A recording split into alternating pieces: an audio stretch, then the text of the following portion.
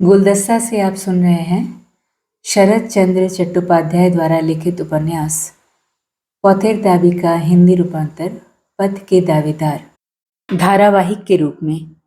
आइए आज सुनते हैं इसका अगला भाग। दूसरे दिन वो मामू जाने के लिए ट्रेन में जा बैठा। साथ में एक अर्दली और ऑफिस का एक हिंदुस्तानी ब्राह्मण भी था। तिवारी डेरे पर ही रहा। लंगड़ा साहब अस्पताल में पड़ा है, इसलिए अब उतना भय नहीं है। तलवलकर ने तिवारी की पीठ ठोककर कहा, चिंता करने की कोई आवश्यकता नहीं है।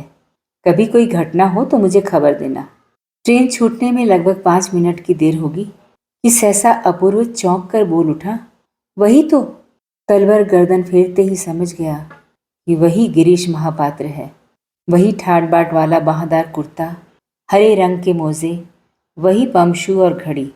अंतर केवल इतना ही है कि इस बार वो बाघ अंकित रुमाल छाती की जेब के बजाय गले में लिपटा हुआ है। महापात्र इसी ओर आ रहा था। निकट आते ही अपूर्व ने पुकार कर कहा, क्यों गिरीश, मुझे पहचान सकते हो? कहाँ जा रहे हो? जी हाँ, पहचान रहा हूँ। कहाँ के लिए प्रस्थान हो रहा है? इस समय तो मामू जा रहा हूँ। तुम कहाँ चल रहे हो? गिरीश ने कहा, जी अनाज से 2 मित्रों के आने की बात थी, लेकिन बाबूजी, मुझे लोग झूठ मूठ तंग करते हैं। हाँ, ये अवश्य है कि लोग अफीम और गांजा छिपा कर ले आते हैं, लेकिन बाबू, मैं तो बहुत ही धर्म भीरू आदमी हूँ। लेकिन कहावत है ना, ललाट की लिखावट मेटी नहीं जा सकती। अपूर्व ने हंसते हुए कहा, मुझे भी ऐसा ही विश्वास है, लेकिन तुम गलत समझ रहे हो भाई। मैं पुलिस का आदमी नहीं हूँ। अफीम गांजे से मेरा कोई मतलब नहीं है। उस दिन तो मैं केवल तमाशा देखने गया था। तलवलकर बोला, बाबू, मैंने अवश्य ही कहीं देखा है। गिरीश ने कहा, इसमें कोई आश्चर्य नहीं है बाबू। नौकरी के लिए कितनी ही जगह मैं घूमता रहता हूँ। अच्छा, अब जा रहा हूँ बाबू, राम राम। इतना कहकर वो आगे बढ़ गया। अपूर्व ने कहा, इसी सव्यसाची के पीछे पीछे चाचा जी अपने दल बल के साथ इस देश से उस देश में घूम रहे हैं तलवलकर। ये कहकर वो हंस पड़ा, लेकिन तलवलकर ने इस हंसी में साथ नहीं दिया। दूसरे पल सीटी बजाकर ट्रेन स्टार्ट हो गई। उसने हाथ बढ़ाकर मित्र से हाथ मिलाया, लेकिन मुंह से एक शब्द भी नहीं निकला। अपूर्व फर्स्ट क्लास का यात्री था। उस कंपार्टमेंट में और कोई यात्री नहीं था। संध्या हो चली तो उसने संध्या पूजा के बाद भोजन किया। उसका ब्राह्मण अर्दली सवेरे जलपान रख गया था और बिछौना भी बिछा गया। भोजन करने के बाद हाथ मुंह धो तृप्त हो इत्मीनान से बिस्तर पर लेट गया। लेकिन उस रात 3 बार पुलिस वालों ने उसे जगाकर उसका नाम, काम और पता ठिकाना पूछा। एक बार अपूर्व बोला, मैं फर्स्ट क्लास का यात्री हूँ। तुम रात के समय मेरी नींद खराब नहीं कर सकते। ये नियमित रेलवे कर्मचारियों के लिए है। मैं पुलिस कर्मचारी हूँ। चाहूँ तो तुम्हें खींच कर नीचे भी उतार सकता हूँ। उसका भावुक मन भीतर बाहर से आच्छन्न और अभिभूत होता चला जा रहा था। अचानक जोर का धक्का लगने से उसने चौंक कर देखा। रामदास की बातें याद आ गईं। यहाँ आने के बाद से इस बर्मा देश की बहुत सी व्यक्त अव्यक्त कहानियों का उसने संग्रह कर रखा था। इस प्रसंग में उसने एक दिन कहा था, बाबूजी, केवल शोभा सौंदर्य ही नहीं, प्रकृति माता की दी हुई इतनी बड़ी संपदा कम देशों में है। इसके वन और अरण्यों की सीमा नहीं। इसकी धरती में कभी न समाप्त होने वाली तेलों की खानें हैं। इसके हीरों की महामूल्यवान खानों का मूल्य आंका नहीं जा सकता। और विशाल वृक्षों की ये जो गगनचुंबी बातें हैं, इनकी तुलना संसार में कहाँ है। बहुत दिनों की बात है। यहाँ के बारे में जानकर एक दिन अंग्रेज बनिए की लालची दृष्टि अचानक इस पर आसक्त हो उठी। बंदूकें तोपें आईं, लड़ाई छिड़ गई। युद्ध में पराजित दुर्बल शक्तिहीन राजा को निर्वासित कर दिया गया। उसकी रानियों के शरीर के जेवर बेचकर लड़ाई का जुर्माना वसूल किया गया। इसके बाद देश की मानवता, सभ्यता और न्याय धर्म के कल्याण के लिए अंग्रेज राजशक्ति इस विजित देश का शासन भार ग्रहण कर उसका अनेक प्रकार से कल्याण करने के लिए तन मन से जुट गई। इसी प्रकार न जाने कितनी बातें उसके हृदय को आलोड़ित करती रहीं। अचानक ट्रेन की गति धीमी पड़ने पर उसे चेत हुआ। जल्दी से आंखें पोंछकर उसने देखा, स्टेशन आ गया था। बचपन से ही स्त्रियों के प्रति अपूर्व के मन में श्रद्धा की अपेक्षा घृणा की भावना ही अधिक थी। भाभियाँ मजाक करती तो मन ही मन दुखी होता, घनिष्ठता बढ़ाने आती तो दूर हट जाता। माँ के अतिरिक्त और किसी के सेवा या देखभाल उसे अच्छी नहीं लगती थी। किसी लड़की के परीक्षा में पास होने के समाचार से उसे प्रसन्नता नहीं होती थी। यूरोप में स्त्रियां कमर कसकर राजनीतिक अधिकार पाने के लिए लड़ रही थीं। अखबारों में उनके समाचार पढ़कर उसका शरीर जलने लगता था, लेकिन उसका हृदय स्वभाव से ही भद्र और कोमल था। वैसे वो नर नारी का भेद न मानकर प्राणी मात्र को अत्यंत प्रेम करता था। किसी को तनिक सा भी कष्ट देने में उसे हिचक होती थी। इसीलिए भारती को अपराधी जानते हुए भी उसने दंडित नहीं होने दिया। पुरुषों में स्त्री के संबंध में जो कमजोरियां होती हैं, वो उसे छू तक नहीं गई थी। इस ईसाई लड़की को दंड देना उसके स्वभाव के विरुद्ध था। नारी जाति के प्रति अनुराग न रखते हुए भी उसका मन भारती को आसानी से बहुत दिनों तक दूर हटाकर रख सकेगा, ये भी सच नहीं था। फिर भी इस निर्भय मिथ्यावादिनी युवती के प्रति उसके मन में राग द्वेष की सीमा नहीं थी। उसे मामू आए 15 दिन हो गए थे। यहाँ से कल परसों तक मिथिला जाने की बात है। ऑफिस से लौटकर बरामदे में बैठा मन ही मन सोचने लगा, नारी स्वाधीनता के संबंध में उसका मन अपनी सम्मति देना नहीं चाहता था। इसमें मंगल नहीं है। ये धारणा उसकी रुचि तथा संस्कार पर आधारित थी। शास्त्रीय अनुशासनों में भी इनके प्रति गंभीर अन्याय है। इस सत्य को भी उसका न्यायपरायण मन किसी प्रकार स्वीकार नहीं करता। लेकिन आज जिस कारण अचानक ही उसकी ये धारणा मिट गई, उसका विवरण इस प्रकार है। जिस 2 मंजिले मकान में उसने कमरे किराए पर लिए हैं, उसकी निचली मंजिल में एक बर्मी परिवार रहता है। सवेरे ऑफिस जाने से पहले उनके परिवार में एक अनर्थकारी दुर्घटना हो गई। उनकी 4 लड़कियां हैं, सभी विवाहिता हैं। इसी उत्सव के उपलक्ष्य में आज सभी उपस्थित हुए थे। भोज के समय सम्मान के विषय में पहले तो लड़कियों में दामादों में तू तू मैं होने लगी और खून खराबे तक बात पहुंच गई। अपूर्व खबर लेने गया तो सुना कि इनमें से एक तो मद्रास का चुलिया मुसलमान है, एक चटगांव का बंगाली पोर्तुगीज है, एक एंग्लो इंडियन और सबसे छोटा चौथा दामाद एक चीनी है। वो सब कई पीढ़ियों से इस शहर में रहकर चमड़े का व्यवसाय कर रहे हैं। इस प्रकार पृथ्वी व्यापी सब जातियों का श्वशुर बनने का गौरव अन्य स्थानों में दुर्लभ होते हुए यहाँ सुलभ है। इन संबंधों का पिता ने विरोध किया था, लेकिन लड़कियों की स्वाधीनता ने उस पर ध्यान नहीं दिया। एक एक दिन एक एक करके लड़कियों का घर पर पता नहीं रहा। फिर एक एक कर वो लौट आई और उनके साथ आ गया विचित्र दामादों का ये दल। उनकी भाषा अलग, भाव विचार अलग, कर्म और स्वभाव अलग, शिक्षा संस्कार किसी के साथ किसी का मेल नहीं मिलता। ये तो हमारे देश की हिंदू मुस्लिम समस्या की भांति धीरे धीरे जटिल होती जा रही है। कैसे सुलझेगी? अपूर्व का मन शोक दुख और विरक्ति से दुखी हो उठा और लड़कियों की इस सामाजिक स्वतंत्रता को बार बार कोसने लगा। बर्मा नष्ट हो रहा है, यूरोप नष्ट प्राय हो चुका है। इसी प्रकार की सभ्यता को अपने देश में लाने पर हम लोग भी समूल नष्ट हो जाएंगे। इस दुर्दिन में अगर हम संशय छोड़कर अपने पुरातन सिद्धांतों का पालन न कर सकें तो हमें विनाश से कोई नहीं बचा सकेगा। इस प्रकार की अनेक विचारधाराओं में डूबा अंधेरे में अकेला बैठा रहा, लेकिन दुर्भाग्य ये सीधी सी बात उसके मन में एक बार भी नहीं आई कि जिस मुक्ति मंत्र को वो जीवन का एकमात्र व्रत मानकर तन मन से ग्रहण करना चाहता है, उसी की दूसरी मूर्ति को हाथों से ठेलकर मुक्ति के सच्चे देवता को ही सम्मान सहित दूर हटा रहा है। मुक्ति क्या ऐसी ही कोई छोटी सी वस्तु है? अर्दली बोला, आपके जाने की बात तो परसों थी ना? नहीं, परसों नहीं, कल एक बत्ती दे जा। समाज में महिलाओं की स्वाधीनता का ये नया रूप देखकर उसका मन उद्विग्न हो उठा था। दूसरे दिन ठीक समय पर वो मिथिला के लिए चल पड़ा, लेकिन वहां पहुंचने पर मन नहीं लगा। देशी और विलायती पलटनों की छावनी है। अनेक बंगाली सपरिवार रहते हैं। अच्छा शहर है। नए लोगों के लिए घूमकर देखने की बहुत सी चीज़ें हैं, लेकिन ये सब उसे अच्छा नहीं लगा। मन रंगून पहुंचने के लिए छटपटाने लगा। मामों में रहते हुए रिडायरेक्ट किया हुआ माँ का एक पत्र उसे मिला था।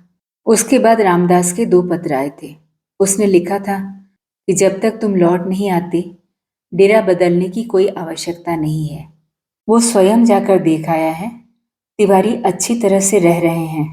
स्टेशन पर एक लड़के को रेल के कर्मचारियों ने ट्रेन से उतार दिया था। उसके बदन पर मैले फटे पुराने हैट कोट थे। साथ में एक टूटा ट्रंक था। टिकट खरीदने के पैसे से उसने शराब पी ली थी। उसका बस इतना ही अपराध था। लड़के को पुलिस ले जा रही है ये देखकर अपूर्व ने उसका किराया चुका दिया तथा और 4-5 रुपए उसे देकर वहां से हटा रहा था कि सहसा उसने हाथ जोड़कर कहा, महाराज, मेरा ये ट्रंक लेते जाइए। इसे बेचकर जो दाम मिले उसमें से अपना रुपया काट लीजिएगा और बाकी रुपया मुझे लौटा दीजिएगा। उसके कंठ स्वर से यह स्पष्ट हो गया कि उसने ये बात पूरे होश हवास में कही है। अपूर्व ने कहा, कहाँ लौटाऊं? लड़के ने कहा, अपना पता दे दीजिए, मैं आपको चिट्ठी लिख दूंगा। अपूर्व बोला, अपना ट्रंक अपने पास रहने दो, मैं इसे नहीं बेच सकूंगा। मेरा नाम अपूर्व हालदार है, रंगून की वोथा कंपनी में नौकर हूं। कभी भेज सको तो रुपया भेज देना।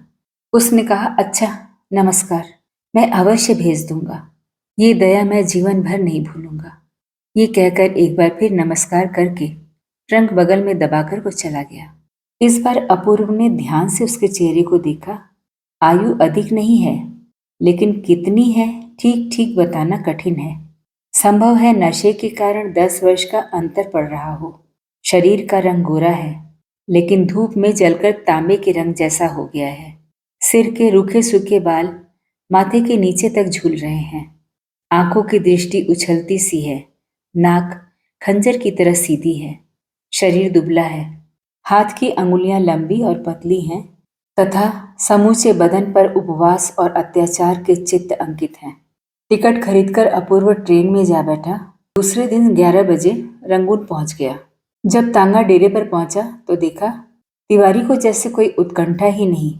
बरामदे का दरवाजा तक नहीं खुला। गाड़ी की आवाज सुनकर भी नीचे नहीं आया। उसने दरवाजे पर पहुंचकर पुकारा, तिवारी, ऐ तिवारी। थोड़ी देर बाद धीरे से बड़ी सतर्कता से दरवाजा खुला। क्रोध से पागल अपूर्व कमरे में घुसते ही अवाक और हतबुद्धि सा हो गया। सामने भारती खड़ी थी। ये कैसी मूर्ति है उसकी। पैर में जूते नहीं हैं, काले रंग की साड़ी पहने हैं, बाल सूखे सूखे बिखरे हैं, शांत चेहरे पर विषाद की आभा है। उस पर कभी क्रोध भी कर सकेगा, ये विचार अपूर्व मन में ला ही नहीं सका। भारती बोली, आ गए, अब तिवारी बच जाएगा।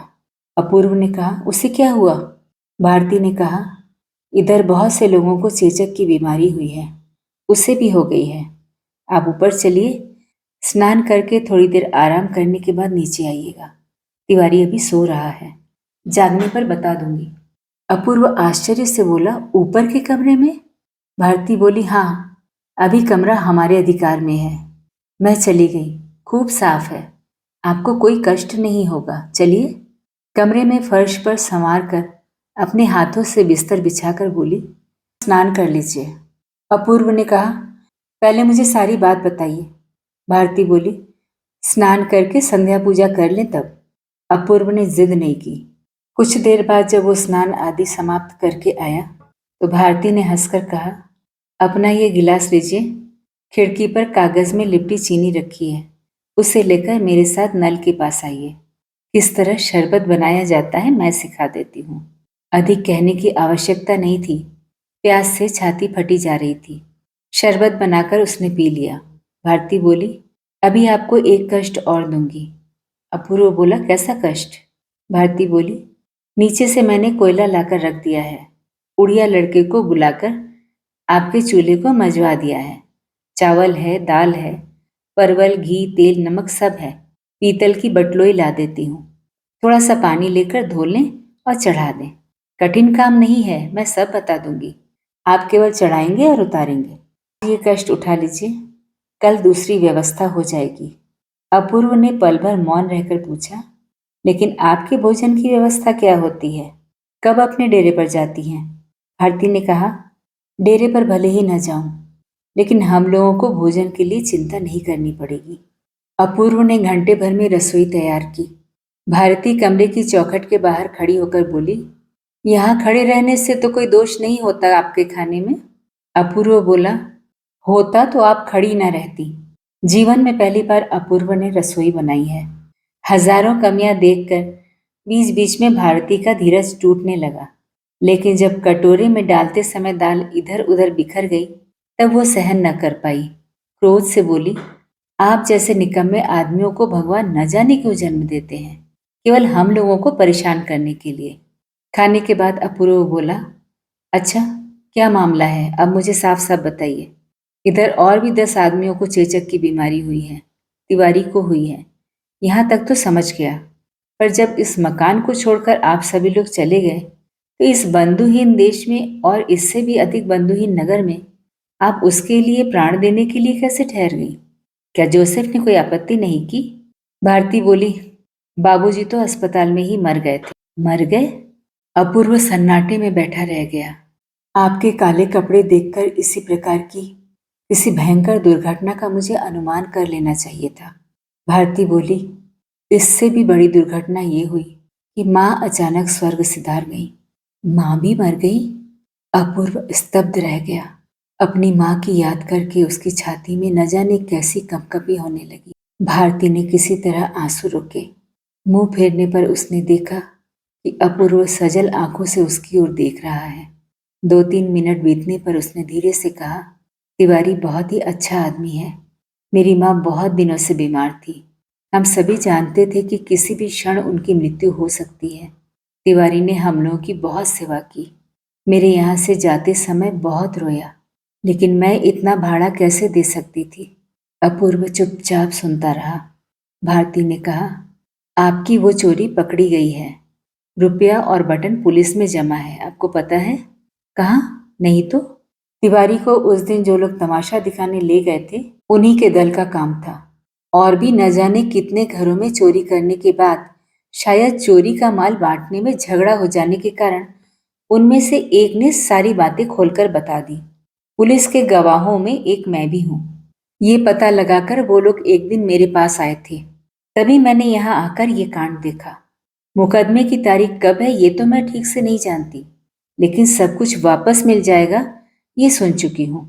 ये अंतिम बात अगर वो ना भी कहती तो अच्छा होता, क्योंकि लज्जा के मारे अपूर्व का मुंह केवल लाल ही नहीं हो उठा, इस मामले में अपने उन प्रकट और अप्रकट इशारों की याद करके उसके शरीर में कांटे से चुभ रहे थे। भारती फिर कहने लगी, दरवाजा बंद था। हजारों बार पुकारने और चिल्लाने पर भी किसी ने उत्तर नहीं दिया। ऊपर की मंजिल की चाबी मेरे पास थी। दरवाजा खोलकर अंदर गई। मेरे फर्श में एक छेद हो गया है। ये कहकर उसने लज्जा से हंसी को छिपाकर कहा, उस छेद से आपके कमरे का सब कुछ दिखाई देता है। देखा, सभी दरवाजे बंद हैं। अंधेरे में कोई आदमी सिर से पैर तक कपड़ा ओढ़े सोया पड़ा है। दीवारी जैसा दिखाई दिया। उसी छेद पर मुंह रखकर चिल्ला चिल्ला कर पुकारा, तिवारी, मैं भारती हूँ। तुमको क्या हुआ? दरवाजा खोल दो।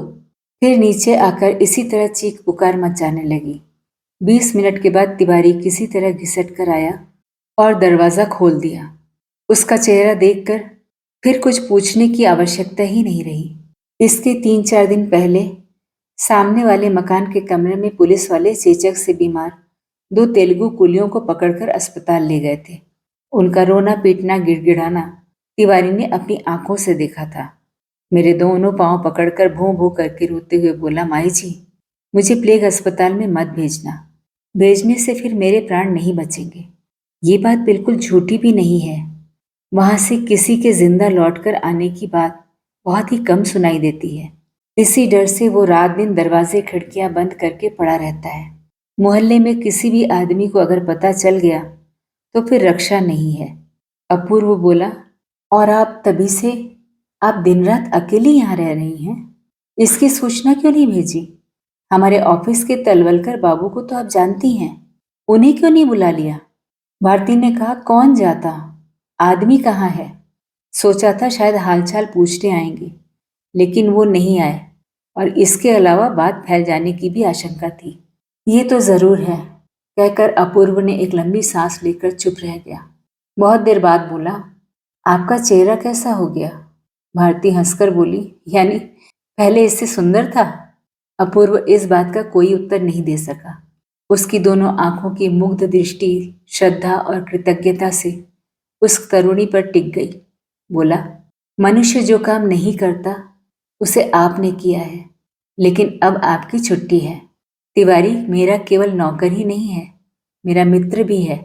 उसकी गोद और पीठ पर चढ़ चढ़कर ही मैं बड़ा हुआ हूँ। अब भोजन के लिए घर जाइए। क्या घर यहाँ से बहुत दूर है? भारती बोली, हम लोग तेल के कारखाने के पास नदी के किनारे रहते हैं। मैं कल फिर आऊंगी। दोनों उतरकर नीचे आ गए। ताला खोलकर दोनों कमरे में घुसे।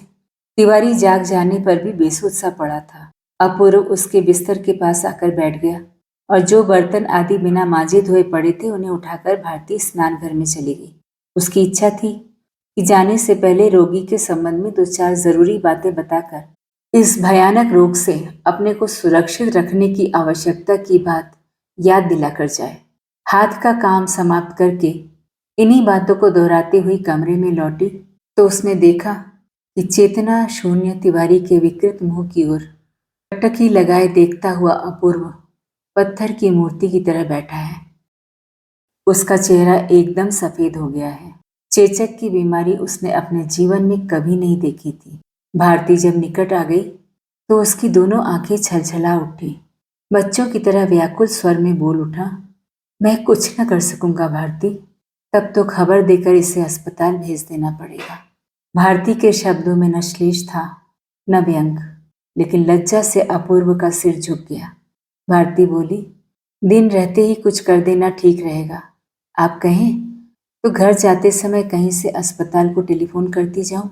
वो लोग गाड़ी लेकर आएंगे और इसे यहाँ से उठा ले जाएंगे। अपूर्व बोला, लेकिन आपने ही तो कहा है कि वहां जाने पर कोई भी नहीं बचता। कोई भी नहीं बचता, ये मैंने कब कहा? आपने कहा था अधिकांश रोगी मर जाते हैं, इसीलिए होश रहते वहां कोई नहीं जाना चाहता। अपूर्व ने पूछा, क्या तिवारी को बिल्कुल होश नहीं है? भारती बोली, कुछ तो जरूर है। तभी तिवारी के कराह उठने पर अपूर्व चौंक पड़ा। भारती ने पास आकर स्नेह भरे स्वर में पूछा, क्या चाहिए तिवारी?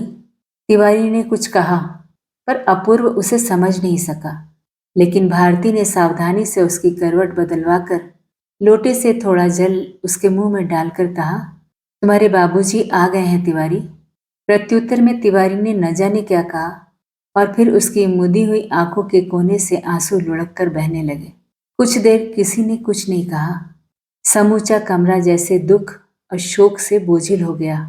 कुछ देर के बाद भारती ने कहा, अब इसे आप अस्पताल ही भेज दीजिए।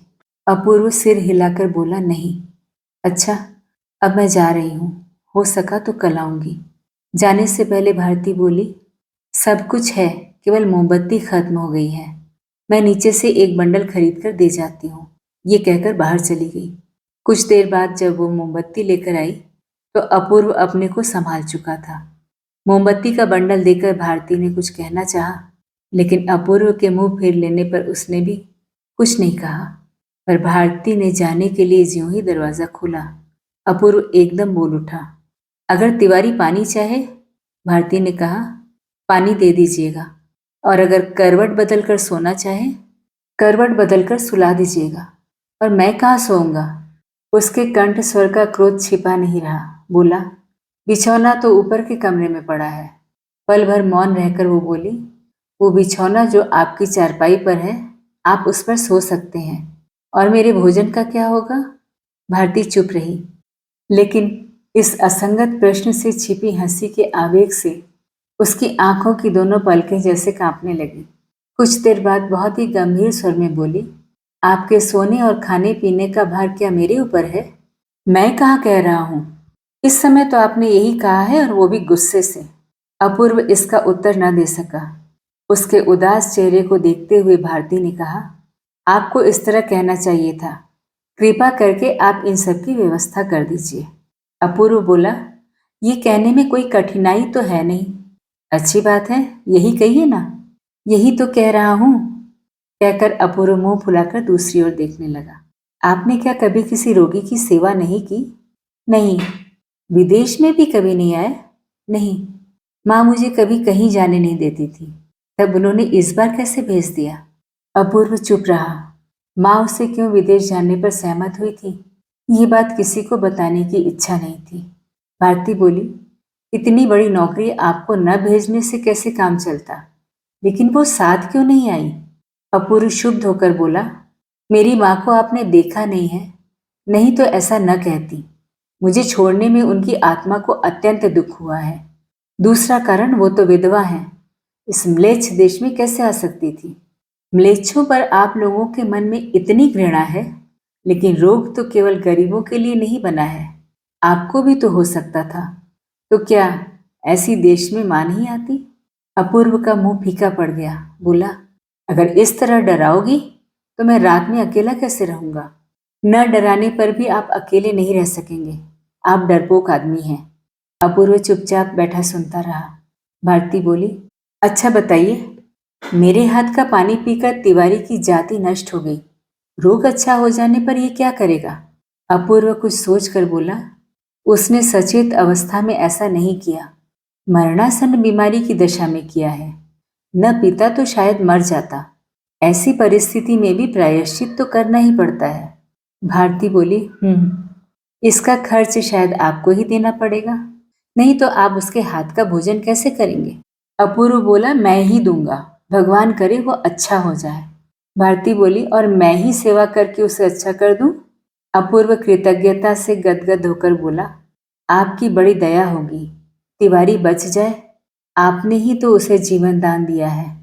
पद के दावेदार उपन्यास की कहानी जारी रहेगी अगले भाग में।